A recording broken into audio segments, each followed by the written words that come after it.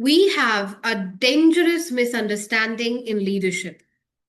We equate decisiveness with strength. We admire speed.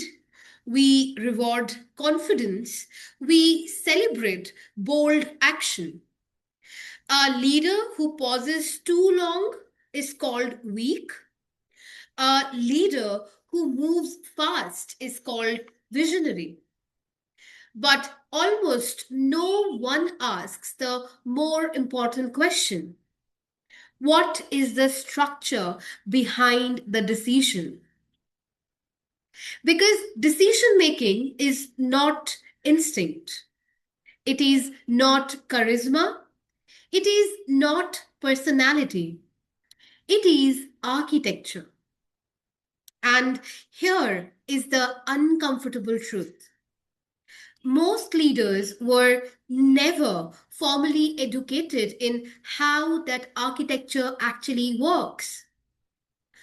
They were taught to analyze, they were taught to calculate risk, they were taught to present confidently, but they were not taught how decisions shape systems or identity or power. And that gap is not personal failure, it is structural. Leadership development programs are not useless.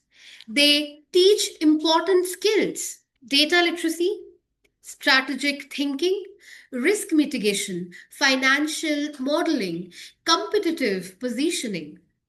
But here is what is rarely trained at depth: consequence mapping, bias under authority, how power alters perception, how ego distorts judgment, emotional regulation before execution. So, what happens? We produce intelligent leaders, highly analytical, highly articulate, but structurally underprepared. They know how to make a decision. They do not always know what that decision will do to culture, to trust, to reputation, to long term stability. And when success comes early, something subtle happens. Confidence becomes certainty, certainty replaces curiosity, and curiosity disappears. That is where decision quality begins to decay.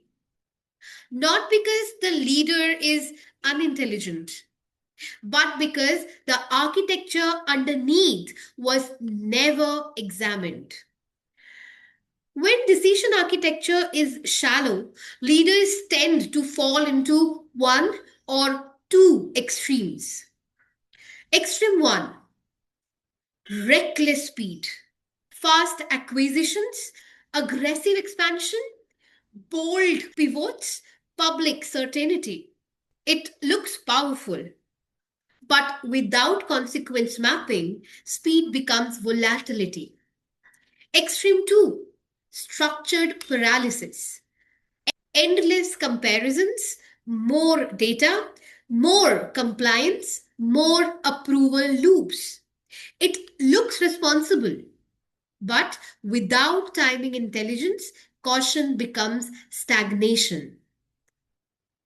What's interesting in this is both extremes come from the same root problem: a shallow understanding of how decisions propagate through systems.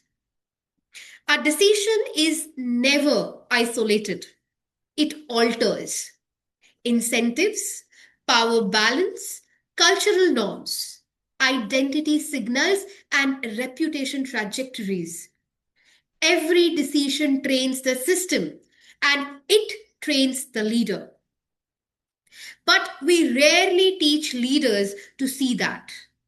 Formal education measures cognitive output: correct answers, structured analysis, Individual performance.